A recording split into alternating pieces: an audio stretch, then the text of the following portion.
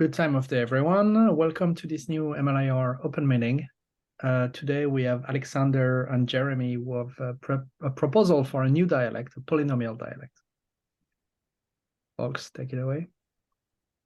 Yeah, thanks. I guess we have to figure out how we're going to do this live as we do it, because remotely it's a bit harder to queue off each other. But yeah, thanks for the introduction. So we talked about this already at the LLVM developer meeting and had an informal roundtable at the MLIR workshop there. But this is a more zoomed in view, because at the LLVM developer meeting, we talked more about the project that we're doing that's motivating this, and this is purely about, hey, let's get this polynomial dialect upstream.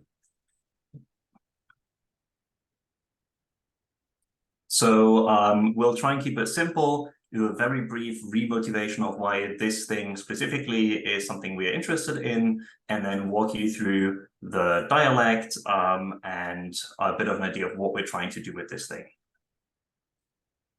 Okay, so I think like the reason for this, that what we're looking for is cryptography.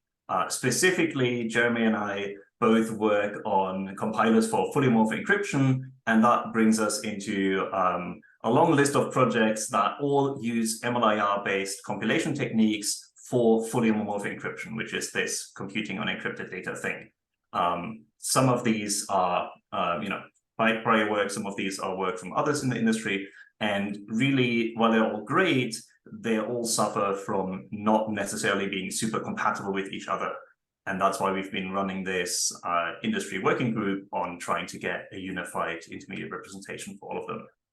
But this kind of polynomial arithmetic also turns up in other cryptography.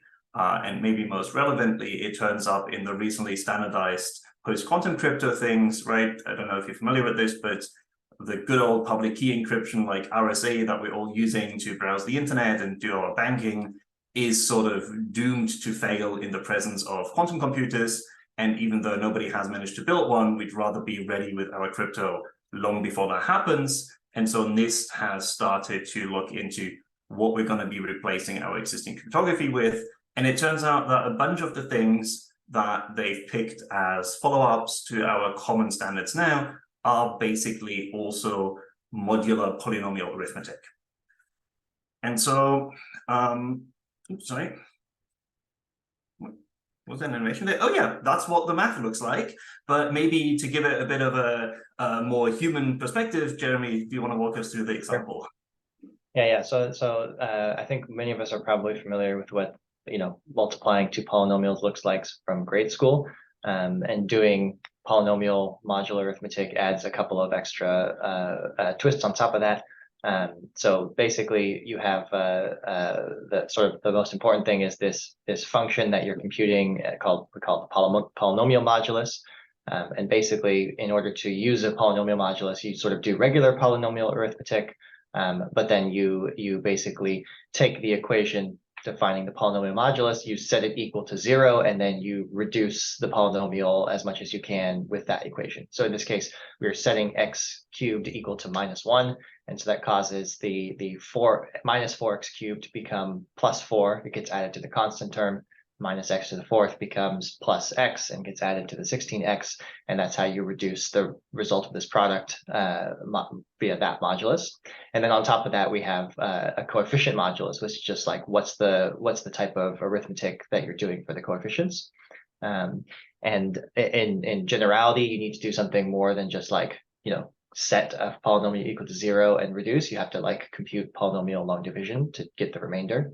But the point is that for cryptography, this is basically like the entry-level math to do this type of crypto, and it's kind of necessary in order to like keep things. It's necessary for the security reasons. I don't know if I want to get too much into it, but it's like you need to keep sort of like all the arithmetic at the same static size to like help people from trying to figure out like cracking the crypto. And so in this example, right, Q is the coefficient modulus is 8 and the polynomial modulus is x cubed plus 1. But in reality, at the bottom, you can see there's like usually very large primes that are used for the coefficient modulus, and these like high degree polynomials for the polynomial modulus. And that's why sort of it starts to be computationally intensive. Yes, so why put the crypto in the compiler? Because we have this bottleneck, the main the main next avenue for getting these things running fast on in production applications is hardware acceleration, right? And so we have GPU and TPU things that we're working on, and FPGA, and more exotic things like optical accelerators and custom accelerators. And these will basically support polynomial operations as first-class citizens, and so we'll need to do the scheduling, and the compiler is the natural place to put that. And then I think Alex has some more info on like the DARPA DPRIVE program that he's working on. Yeah, so specifically for fully homomorphic encryption, there is the issue that this is all lovely and great, but it's a lot of number crunching, and it's not super fast at the moment. It's gotten a lot faster than it used to be, but still we're talking about 5 orders of magnitude slower than if you did the thing sort of in plain text on a normal CPU. And so the goal with the DARPA DPRIVE project that Intel is a performer in is to build an ASIC, extension card sort of accelerator that allows you to do FAG within 1 order of magnitude of plain text data operations, right? So you go from 5 orders of magnitude overhead to 1 or less. And so this is a really big goal in a project, and this encrypted computation really only becomes feasible with hardware acceleration. Like, there's some cool, neat applications that you can do without throwing a bunch of hardware at it, but really, if you want to apply it more widely, you need the hardware acceleration. And when you start talking hardware, I don't think it's a surprise to anybody here that you eventually hit up the compilation problem, right? And so specifically today, I guess we're talking about one of the layers that is like the key to a lot of this, right? The polynomial layer. And this is, I think, a really nice and clean part that we can separate out from a lot of the other like pure crypto things. It's, for the purposes of this upstreaming, it's supposed to be an input dialect, right? It's supposed to be the way you model your computation, or I guess you can also think of it as something that you lower some domain-specific language to, right? So it's not necessarily designed to have something lower to it from the existing MLIR dialects, but it doesn't require any new infrastructure, no new sort of pass system, no new concepts. It's in some sense, very vanilla MLIR dialect, and it lowers to very nicely, we think, to the existing set of dialects, right? Lineage, and then via that eventually to LLVM. And we don't just have slides, we also have code, and I guess you can check that out, but we'll also, of course, be starting pull requests where you can check it out more closely. So what does our dialect look like? Well, the core of the whole thing is the polynomial type. Jeremy? Sure. So yeah, we have I'm starting this in sort of like reverse dependency order, but so we have a polynomial type that takes as an attribute the ring that it's living in. So ring is like the mathematical term for exactly. So it's the coefficient modulus and the polynomial modulus, and then because the coefficient modulus it can be like prime, doesn't need to be machine word size, we have an extra parameter for the type that it's contained in. And then in order to represent, the word ideal is like the polynomial modulus, but basically it specifies what is your reduction polynomial. And so we have this like custom polynomial attribute that we need to define statically, so we can basically do lowerings and branch our lowerings based on like the structure of that polynomial. And then we sort of like package that back up into a polynomial type. And so then there's a big question, like, why should we have a new type? So I think I got people mostly think of polynomials as like tensors with metadata. It's a tensor of its coefficients. And we think that there's sort of abstractly, like polynomials seem like the right abstraction for us to model passes and optimizations at. But more specifically, I think our best argument for why we need a new type is that the polynomial as a concept is separate from its storage representation.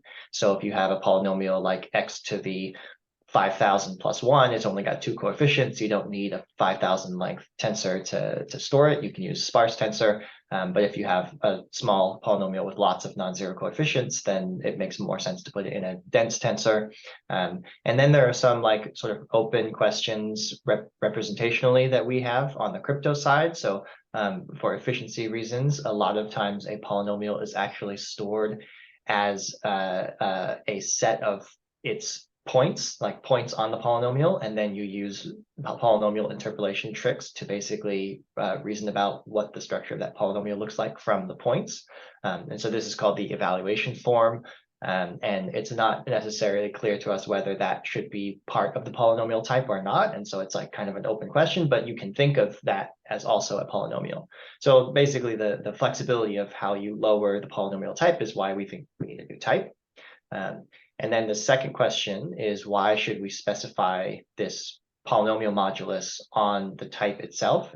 So I got advice from the MLIR community a while back that it's better to specify the semantics on operations and not on the types. But once you agree that we need a new type, then we have this problem that we don't know how to lower that type without that extra information. And as far as I know, the type conversion framework doesn't give you access to like how that type was defined, especially if that type is like a function argument or something where you don't know who's calling it. And so you can't say like, okay, does this need to be lowered to a dimension 12 or dimension 30 tensor? So that is part of our difficulty there. And so some of the alternatives we looked into making type conversion work, like doing a program level analysis, like just seemed kind of overkill. And so we thought it was best to specify it on the type. I think also just intuitively, the sort of op-specified semantics that works really well for things like integers, where you can sort of conceptually reinterpret cast your stuff. But with polynomials, right, different instantiations of the type might represent, you know, a few bytes of data to hundreds and hundreds of kilobytes of data, depending on this type and degree. So it also kind of makes sense to think of it as very different things that you can't mix and match necessarily. So I guess then we come to the point, why do we want a generic polynomial dialect when in fact most of the cryptographic applications are in very specific rings? And the reason is that we want to be able to support new innovations that might pop up in both the post-quantum crypto and the FHE space. We also want to have support for things outside the world of post-quantum cryptography, for example, secret sharing. So famously, Shamir secret sharing is basically polynomial interpolation kind of based things. And we also hope that we can make this useful for non-cryptographic applications, right? Be it for scientific computation, or as we discussed at the MLIR workshop, potentially even for some polyhedral analysis tasks inside the actual compiler. And then, you know, we have already a wide range of things that we think we can support with this, right? We mentioned post-quantum crypto, FHE, of course, but there's also private information retrieval, more generic secure multi-party computation applications. And all of these basically require similar friendly, like sort of crypto-friendly mathematics.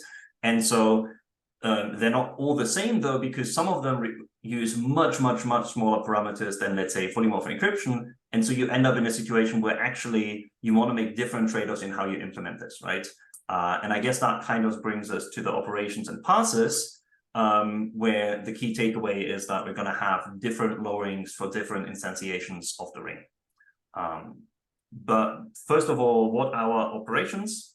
There is sort of this set of obvious polynomial operations, right? You want to have the ability to define a constant, and this uses the custom attribute. You want to have your addition, your subtraction, your multiplication.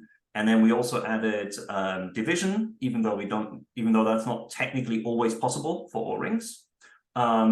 Then we have the to tensor and from tensor, which are how you essentially get out the data if you're lowering. We have multiplication with scalars, which is very convenient to have. And then we have this leading term, which I guess is sort of like the count, like, you know, count leading bit kind of equivalent, but for polynomials. But then in addition, we have some more complex operations. For example, we need this monomial thing, or it's very convenient to have the ability to directly construct single term polynomials. Think, you know, 4x to the 17 or something, right? So just a single term, rather than having to do that from like a tensor representation or something. And then we also want for good lowerings the ability to multiply a polynomial with a monomial, which we can do more efficiently than just poly multiplication. And then we already touched upon these DFT and entity operations and their corresponding inverse operations. And these are really integral to the fast crypto polynomial math, because what they allow us to do is to do n log n multiplication, right? So instead of multiplying sort of by the schoolbook method in like, what is it, something squared, n squared or something, or worse, n cubed, you get, you perform the entity, and then you get an element-wise operation between the evaluation form of each polynomial. And then you can go back. Of course, in practice, you probably don't want to go back immediately. This unfortunately doesn't apply to all rings. So you need an entity-friendly ring for this to work. But in practice, all of the cryptographic applications that we have use at least mostly entity-friendly rings, or DFT, where DFT is possible. Okay, Jeremy, I think you had a point about TensorMold as well. Oh yes, so like some of the you know, core bottleneck for FHE stuff is actually like tensor products of tensors where the individual operations are polynomials in this ring. I think we probably don't need to specify that as its own type of op, and we can reuse linear algebra because it is, I mean, it is kind of linear algebra, but the polynomials are not always forming like a field. So it's like mathematically, I'm like, oh, it's like not quite linear algebra, but it kind of is. So yeah, well, so then the question is like, you know, I think we can reuse all of the linear algebra infrastructure in MLIR already for this. Maybe it's not entirely the case, but just having the individual ops inside linear generic be polynomial ops. Maybe some people with more experience with the linear algebra dialect can tell me if like, oh, that I'm missing some assumptions that are made by that. That's a topic for discussion. And then I guess, as I hinted at, we're really looking into different ways of lowering this. Jeremy right now is working on a generic lowering that supports, you know, mostly all parameters, right, where possible. And that basically is a baseline implementation that does a naive polynomial multiplication and then a modular reduction in order to multiply two polynomials in the ring. But then you can actually, you can still sort of think about ways that you could optimize that, right? So there's more or less smart ways to do sort of schoolbook multiplication, but then you also have the DFT entity tricks that we mentioned earlier. But probably for the generic one, we're going to go with a relatively straightforward thing. And then the other really important lowering for us, kind of the main driver in some sense, is the two different flavors of the entity or FHE-ish rings. One of them using machine word size coefficients, which makes it quite convenient because you don't have to worry about the actual CMOD, right? And you're going to be, in those settings, you're usually going to be using DFT. You can, this is kind of like one branch of schemes that tends to have somewhat smaller parameters. And then the one that I'm mostly looking into is the bottom one, where you actually have massive parameters, but you use some nice little math tricks to break it down into a bunch of polynomials with prime coefficients that fit into hardware, but obviously still have the prime modulus. And this is then the world of sort of pure entity. And this is where most of the fully morphic encryption that, you know, we're looking at Intel is going to live. Yeah. I think one of the issues that we are still debating is what does it look like when once you do an entity or a DFT to a polynomial, right? We would like, is that still a polynomial type? Is that now just a tensor? And that kind of matters because one of the key operations or like key optimizations is that you don't want to do this back and forth transformation, right? They're cheap, relatively speaking, to the normal multiplication, but they're obviously still very expensive. And so one of the key things we need to do is have optimizations or have parsers that are designed to stay in the same form for as much as possible. And I think that's kind of something we're trying to figure out right now and would love to hear some feedback on what the best way to do that is, both in terms of like how we represent the types and also how we structure our lowerings, right?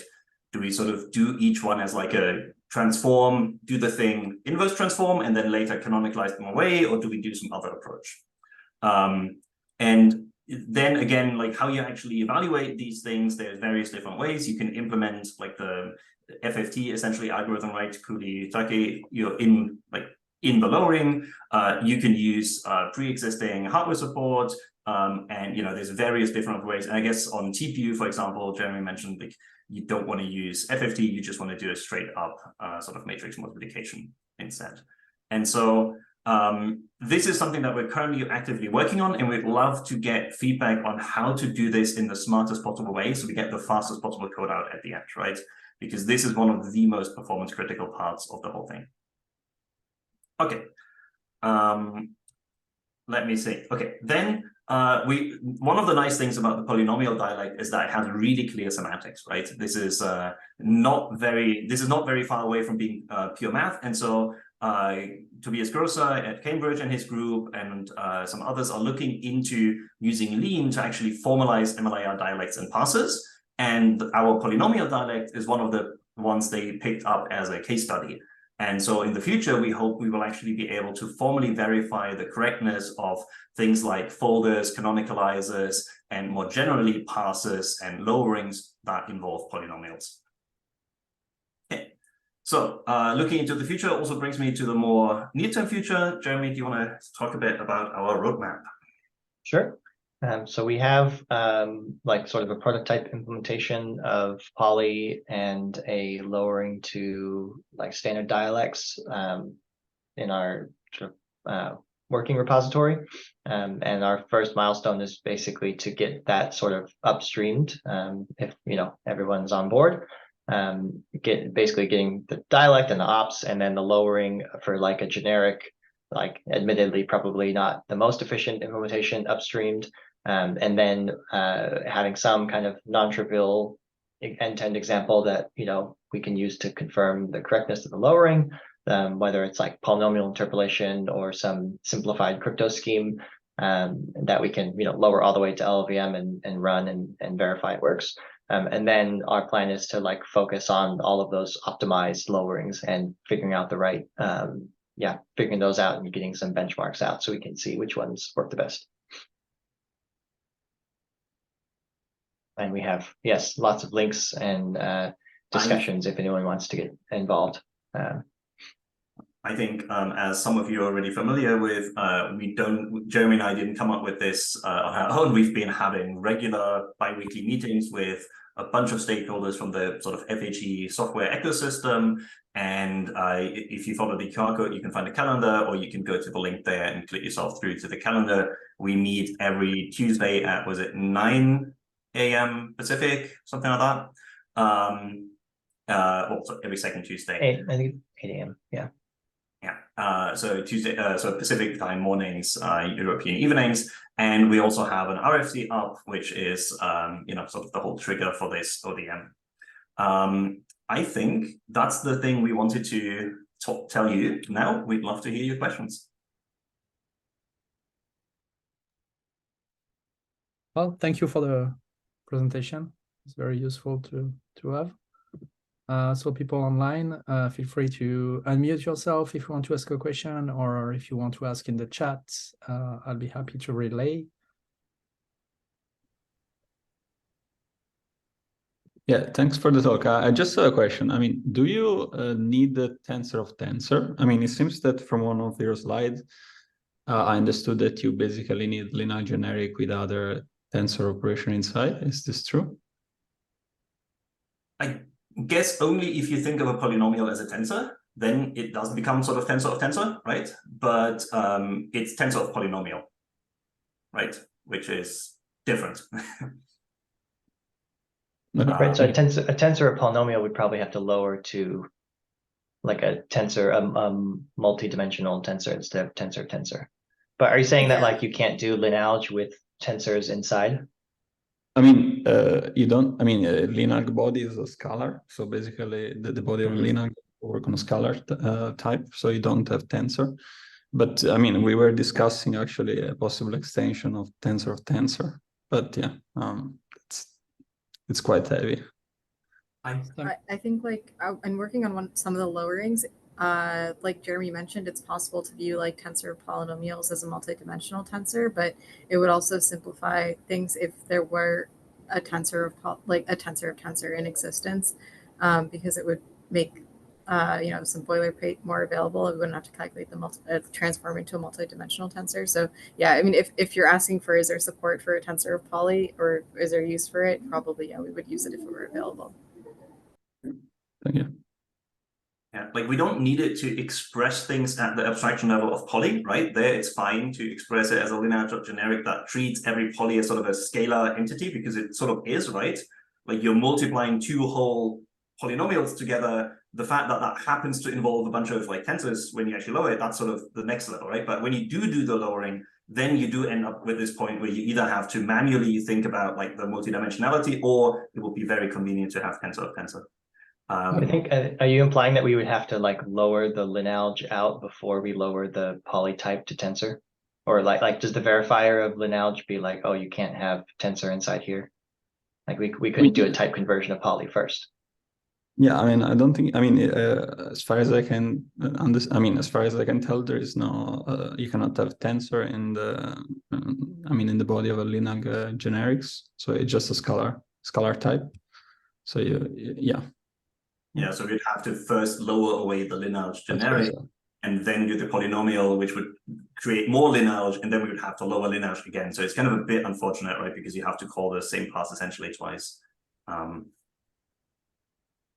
Yeah, so I think if you can link us to an ROC or a discussion on the tensor thing, we would love to give our support for that.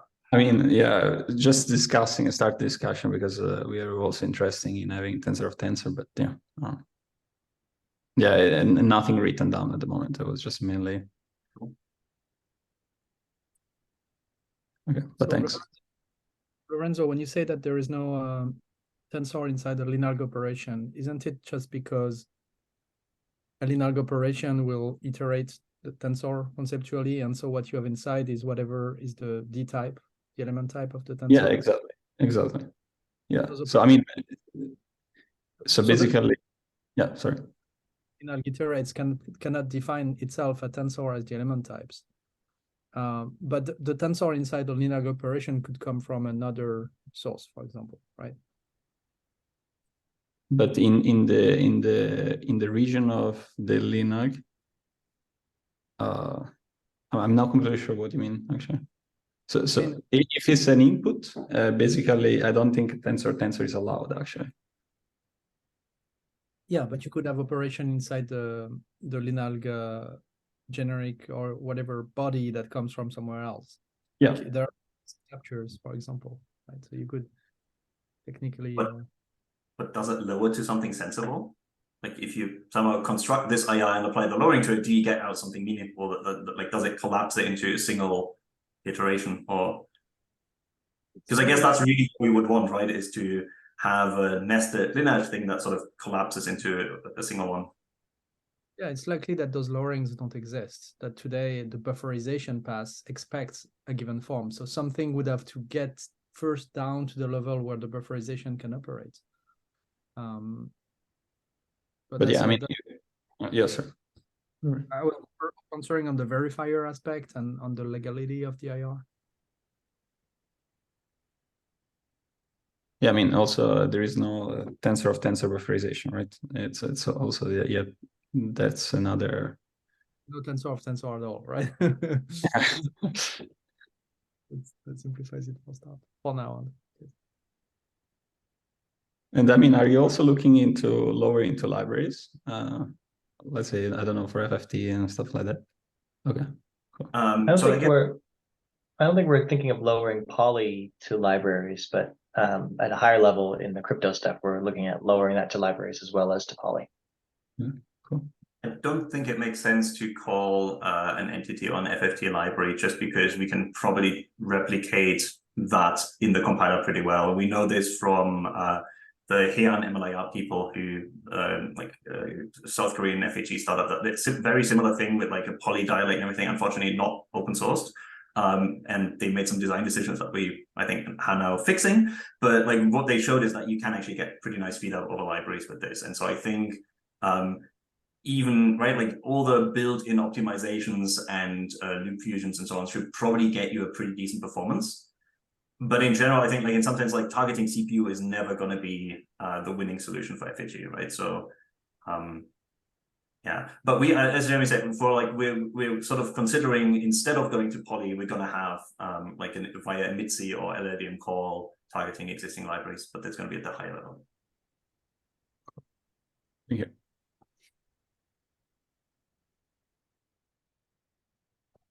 I guess FFT and NTT, are they like are they in the standard library?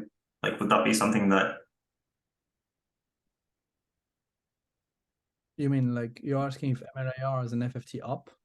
No, not in FF, but like in LLVM, right? Like for example, is there like a compiler built in or something for FFT? I don't think so, right? Like it's not in any of the standard libraries, I think. So yeah, probably then it doesn't make sense for us to do that, but that could have been an alternative to do, right?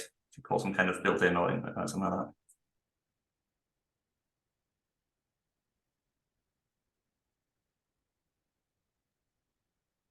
Yeah, I guess. Yeah. Or unless you have yeah, a generic op that represents a library. Yeah, I'm not sure. Yeah, I think that would be the only way. Actually, the hard part in some sense about the whole entity and DFT thing isn't actually implementing the algorithms. That's like a compared to like the crypto lowerings, that's not a significant amount of like algorithmic engineering. The hard part is all the metadata generation, because you can't just, you can't just do the entity to a polynomial. You also need these roots of unity, right? These essentially the points at which you're evaluating the polynomial, if you want to think about it that way. And you need to compute those, or you need to have those provided. And so currently we're assuming that those are provided to the pass by some external thing, because they're mostly going to be fixed for the use cases we're looking at. But there's definitely a lot of things that like around entity DFT that we need to figure out how to do best.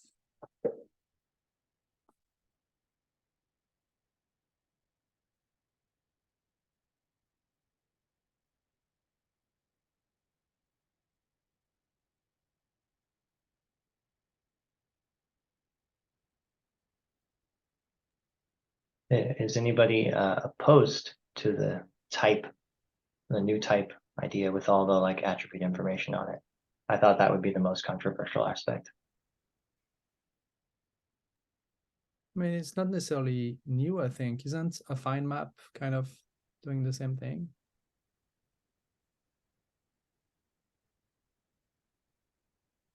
Is that an attribute? Yeah, I don't see the relation. I mean, I guess it depends what was the controversy. What I was thinking about is that the math is not expressed as individual operation in DIR, operating on simple types, but the full mathematical expression is actually encapsulated in one single entity that is not MLIR operations. So you're right that affine maps are attributes, but those are attributes that you attach on types as well. They are like affine maps can be attached to express the layout of a memref, for example. Yeah. So it's a full linear mathematical expression that you express entirely. There's the affine apply operation, which is like a single operation that takes the entire affine expression. And I was wondering, like, if you can draw a similarity between the two. Yes, in some sense, like obviously mathematically speaking, they're very, very different objects, right? Because in some sense, like the affine map sort of conveys information in addition to what you have with the like base thing, right? Like if you have a tensor, I have a feeling like the affine map is like additional information about it, whereas with the polynomial, it's sort of integral information, right? Like, but I don't know, maybe it's affine maps are more integral than I thought. Like, maybe it's like more integral to the actual value that you have, right, than I'm thinking right now. See, so affine maps can be used to express like actual computation, not only layouts. I gave the example of the layout. Yeah.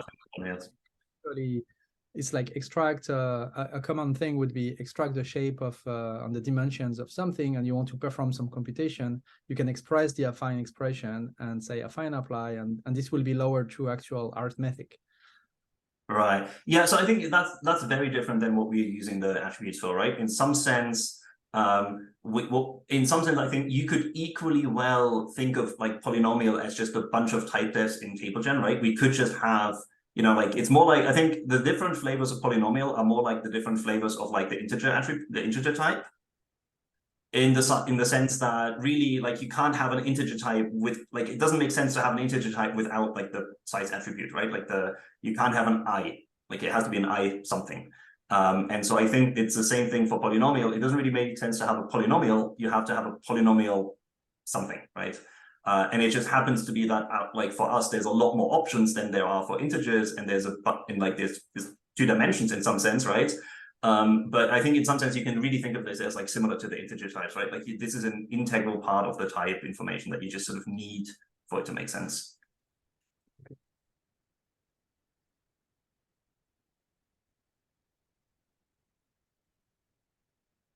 So Maxime is saying on the chat that they are both rings. I think the polynomial and the affine domain. I think that's what Maxime means. But Maxime, no. Integer. Yeah, I don't know why I didn't just speak up. It's because it's a throwaway comment. They're like integers because polynomial rings, integers are rings. This is math nerdy stuff.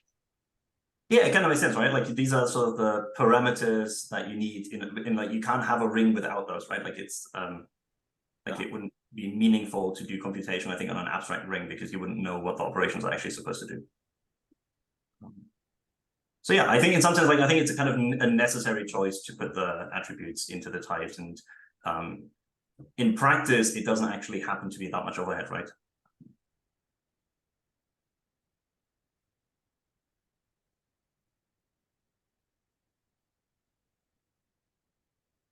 Overhead for whom? I believe you. I'm just like, are you being conservative of potential overheads for just other MLIR ecosystem consumers or something? Or are you just saying for your dialect in particular?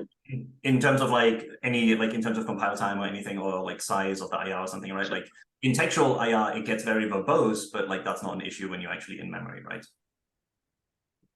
Like it Sure. makes for very verbose, like these, like, especially if you have these long ideals, right, that aren't just like two terms, it gets very, very verbose, but the actual memory representation is rather concise, right? Sure.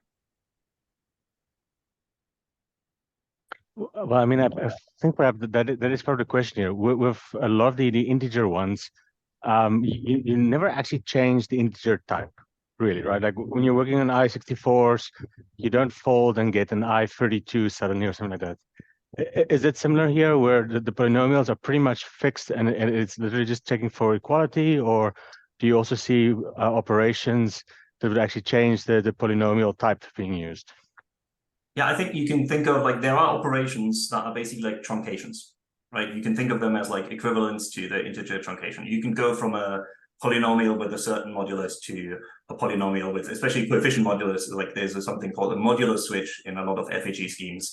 That's basically like a truncation of the coefficients, to very, very much oversimplified. And so though there are definitely operations that do go between different rings, but I think the vast majority of the computation happens over polynomials in the same ring.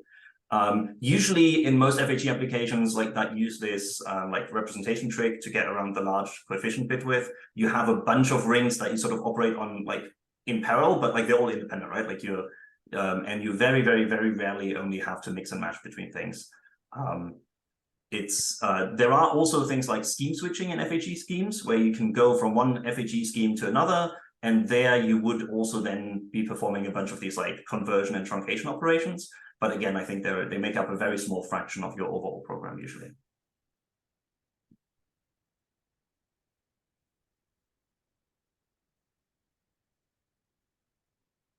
And I guess we haven't actually thought about modeling them as part of Poly, right? I think so far that's something we were mostly thinking about, like these sort of low level, like less nicely formalizable things were mostly going to be happening in practice in the lowering on the tensor representations.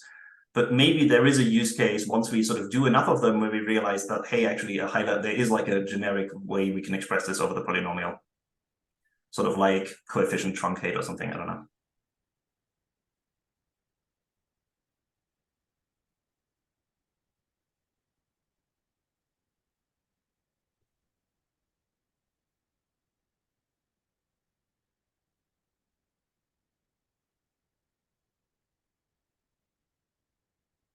So to restate Jeremy's question, do we have any voices that would be opposed to upstreaming this dialect?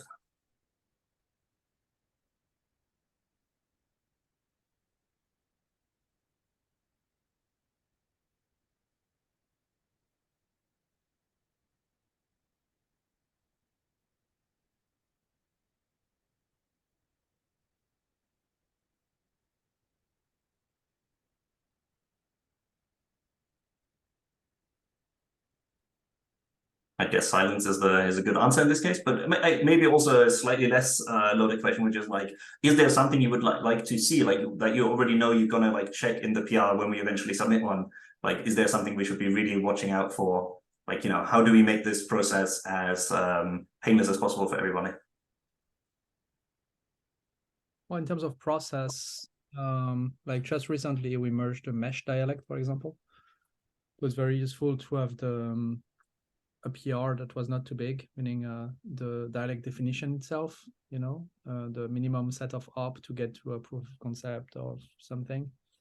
And then in a second PR now, we are looking at the actual passes to do some sharding propagation and this kind of thing, but we were able to make sure that the dialect definition itself is a standalone, well-documented and understood thing. So just, I think the usual like smaller pull requests are easier to chew, but at the same time, we need to understand the kind of what's the end goal or where it's going. So sometimes if the pull request is too small, it's like, I need to see what will be the next two before I can understand if, like, before I can comment on one. So there's no right answer here, but I think you get the rough idea, right? So would you suggest just making the first PR just sort of the definition, ops types, etc., and then the lowerings we do as a separate one afterwards? Yeah, definitely. Because I guess like we can't really demonstrate. Unfortunately, like there's not a lot we can demonstrate without the lowerings, right? Like we can't really build end-to-end applications. But if people are cool with sort of taking the dialect on good faith that there will be lowerings eventually, then I think that will be a very good way for us to proceed as well. In general, I'm not very concerned with taking such code in because it's easy to remove. It gets more tricky when there starts to be interdependencies between dialects or between components of MLIR. I'm always trying to think in those terms. If I wanted to remove dialect X in MLIR, what would it take? And some dialects, of course, at the bottom of the stack are, you know, everyone depends on them. There are lowerings everywhere. But even something like linalg in itself, I mean, there are lowerings from TOSA, but that's probably it in tree. If we wanted to remove linalg, I mean, there are tons of users, and I'm saying we want to remove it, right? It's heavily used, but technically nothing else depends on linalg, hopefully, other than TOSA. And I'm saying this on top of my head, but that's just an example. I guess we would be adding one more thing that would eventually depend on linalg, but yes, I totally see. I think, yeah, polynomials there shouldn't be anything upstream, potentially ever, that lowers to it, right? It's really designed for these very domain specific things to be done with it. And like maybe eventually we can talk about if we come up with enough interesting crypto dialects or something, if there is an interest in upstreaming those as well. But I think right now we're mostly thinking about the sort of polynomial and lower stuff. And then we did also have some interest in like the high level secret abstractions and so on. But I think those we need to go back and, you know, just figure out what exactly those need to look like first before we can even think about proposing that. Hey, Alex, super quick question. You mentioned something about not lowering to FFT library or lowering it did not give birth for the Heian MLIR folks. And maybe Fusion and other stuff did. Is this for CPU or GPU? Sorry, which one? Lowering to the library for FFTs or NTTs. So no, the point was that I don't think that's something we will be pursuing. Instead, we will, if we want to go out to libraries, we'll probably do it at the higher level, the FHE level, right?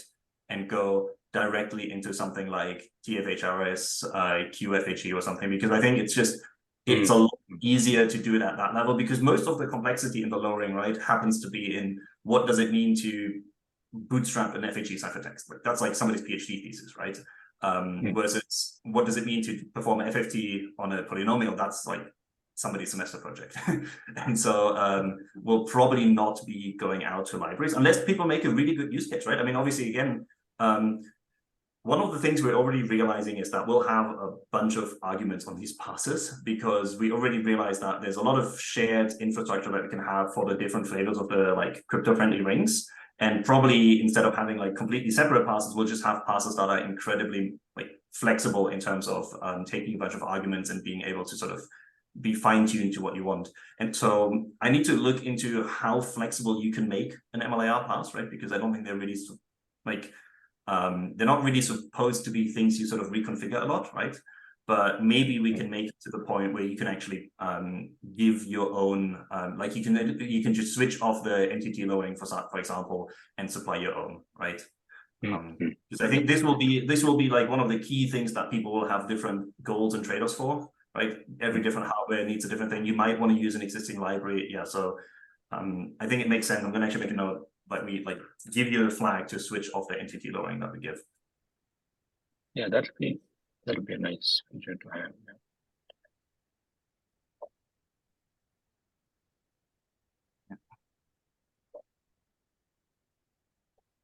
I have to check out the MLIR.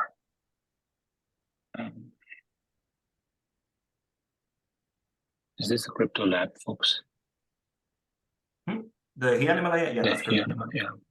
They had a talk at, I think, both Euro LLVM and maybe the like second to last or last LLVM developer meeting. But unfortunately, they never made their stuff open source. The company just doesn't really do open source, unfortunately. Yeah. And yeah, and they had some weird design choices, like putting the ring metadata that we put into the type into the module, essentially. But that means you can't do switching operations. Like they, sorry, a bit of FHE note, but they basically put the entire modular chain as like the module level parameter, and that sort of locks you into, you know, FHE schemes that think about their rings as a chain of different rings. And that's something that we don't want to do. Like, we want to be really generic between the different flavors of FHE and different flavors of even post-quantum crypto.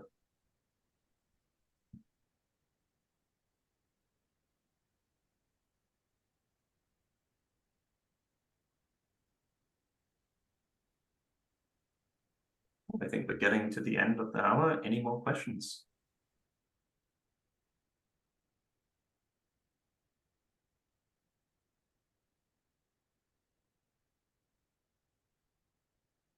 Right, waiting for more question. Maybe I have one because I was distracted at some point. You mentioned that your polynomials are conceptually like tensors themselves, or something like that, and I didn't follow exactly what you meant. I guess the point is that you could do all of this without a custom type, right? It will be very painful, but you could. You could just slap some arbitrary, like I think Tensor takes an arbitrary metadata attribute, right?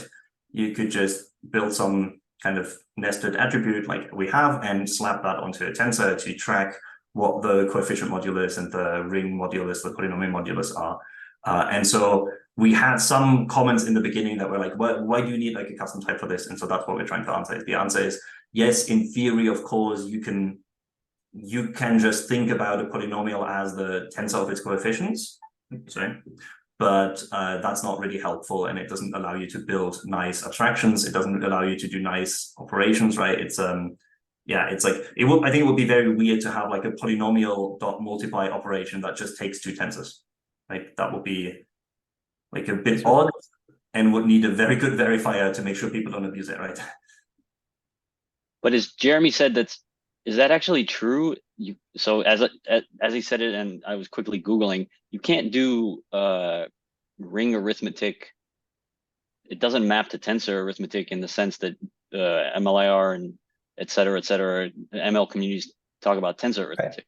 You wouldn't be able to use arith on it, right? I think that's the point. Is that you would need custom ops still to do all the arithmetic. You couldn't just do arith.add on the type, but you, of polynomials. sure. Yeah. Sure.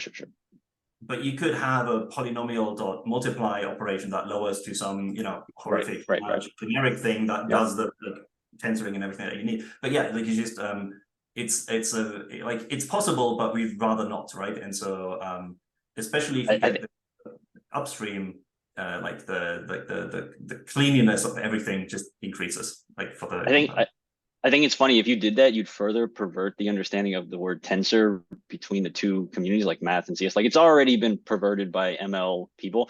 And then if you're like, oh, these polynomials are tensors, but we don't do the kind of tensor arithmetic that ML people do on it. We do ring arithmetic.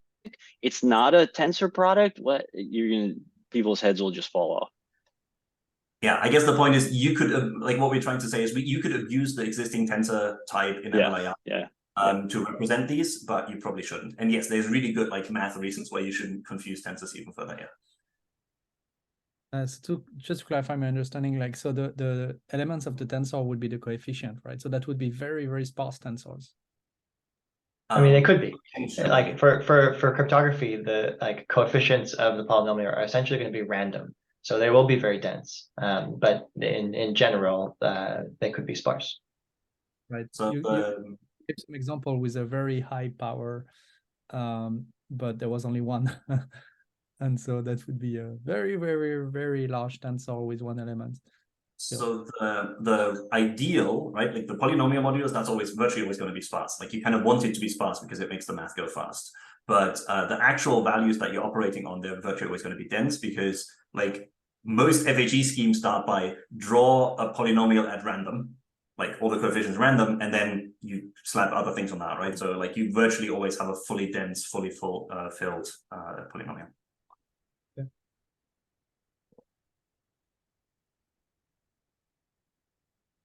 But yeah, those examples unfortunately don't fit in the slides.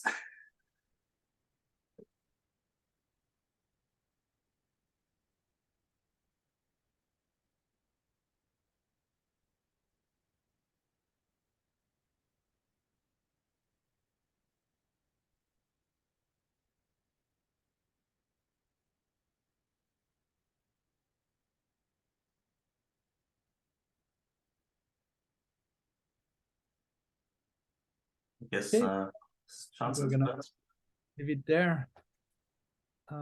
We can follow the discussion on the RFC, and please post the pull request on the RFC whenever it's ready, so people who are interested can easily get there.